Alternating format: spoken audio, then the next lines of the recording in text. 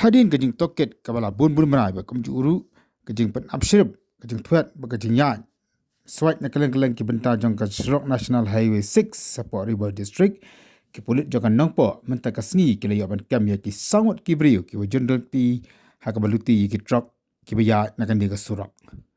Kum gaji atu jong ki pulit lang begini sangot baro ki den Kithain River District ba ki julia iki kam tu luti de batu iki pisa iki mobile ba kudon ki por bagi shot judat iki kali ki bam ai pisa. Hani lemba ka dia ki toket ba ka trash tom lemba ka special team ikini barak sangot la kam mata kasi balai korup arti kali ke bagi jupun kam hakabtu kabaluti baju shot judat iki kali ke biat lemba kini ke National Highway 6 kini kalau angkat kum jatuh jong ki pulit jong River District hakini ki arlai benai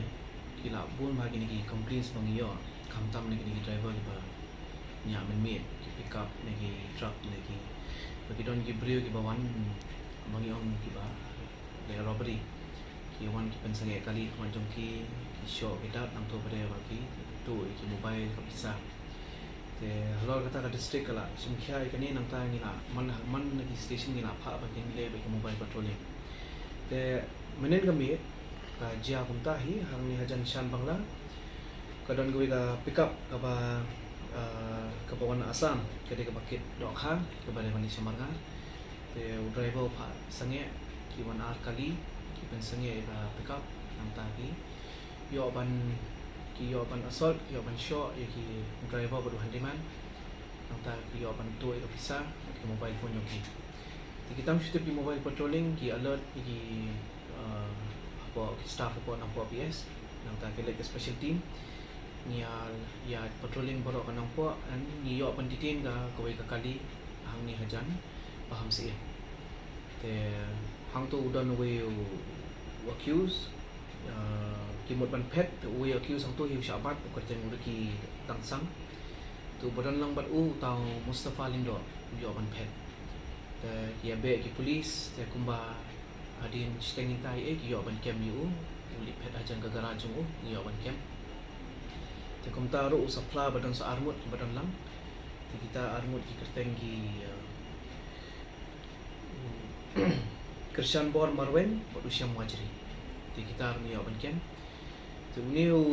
Ricky Tangsang pada Mustafa ki kidan kali ka Alto ka badan ka number plate ka AS01FN 4202 te kini armut pada Kershan Bor Marwen berusia muajiri kidan ka white balelo kata ka badan number plate te bro sawon ila syak kem te nila ai ki kendon jong ka an kepada bat ka causing hurt ka highway robbery wrongful restraint te kumjuk minta kapor ngilayok ke FIR nang driver te ngin forward iki thana te ngilayok Mustafa udeu bangilayok jingtip udeu breu ba bun ki case register ju ha Assam ro udeu habitual offender hi mamlin mantu te kagara ju minta nginang ong mantoket mangin pet